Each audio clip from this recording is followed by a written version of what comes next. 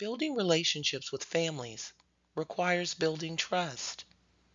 In order to create trusting relationships with families, show sincere concern for their well-being.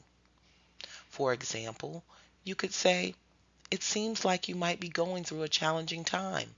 Would you like to talk about it? I'm here to help however I can." Or you could say, "Our staff really care about you and your son. Is everything going okay?"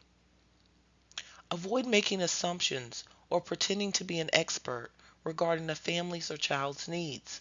It's all right to not have all the answers. Sometimes it is helpful just to listen to what a family has to say. Model effective communication techniques by actively listening to understand and not necessarily to respond. One way to show families you are listening is to repeat back to them their concerns. You could say, "What I hear you saying is that Ray's behavior might be related to the transitions your family has had over the past several weeks." Or you could say, "It sounds like you're having trouble with finding transportation.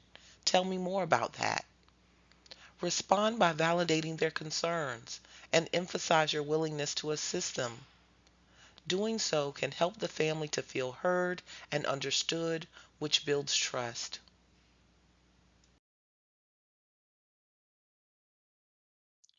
When challenges arise, work collaboratively with families to solve problems by asking for the family's input first before generating solutions. You could say, "You know your daughter best. What are the best ways to comfort her when she's distressed?"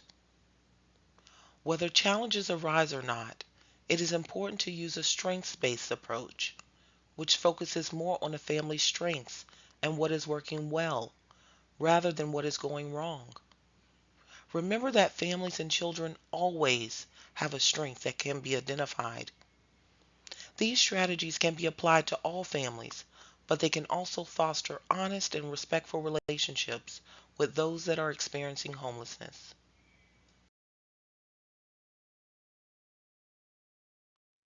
Identifying children experiencing homelessness in early care and education settings may be difficult because some families may be resistant in sharing details about their living situation. This could be because some families could fear that you or your program would share their information about their living situation with child welfare programs. Who would want to risk losing custody of their children? The stigma surrounding homelessness can cause social embarrassment, and many families may want to avoid being stereotyped. Distributing a residency questionnaire throughout the year can also help to increase the identification of families with young children who may be experiencing or at risk of homelessness, and ensuring that all families are provided the questionnaire reduces feelings of being singled out. During enrollment is a great time to collect residency information and provide families with a statement of their rights to access early care and education services. Doing so will help you provide supports and refer families to services. See the resource toolkit for an example of a residency questionnaire form.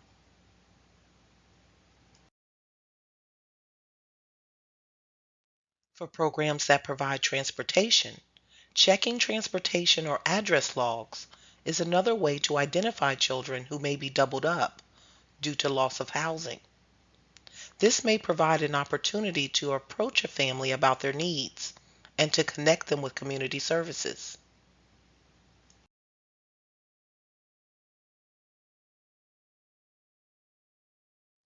Any professional working with families with young children should receive training, technical assistance, and coaching that targets responding appropriately to the individual needs of families. Please contact the Division of Child Development and Early Education, your local child care resource and referral agency, and/or the North Carolina Homeless Education Program to learn more about professional development opportunities on this topic.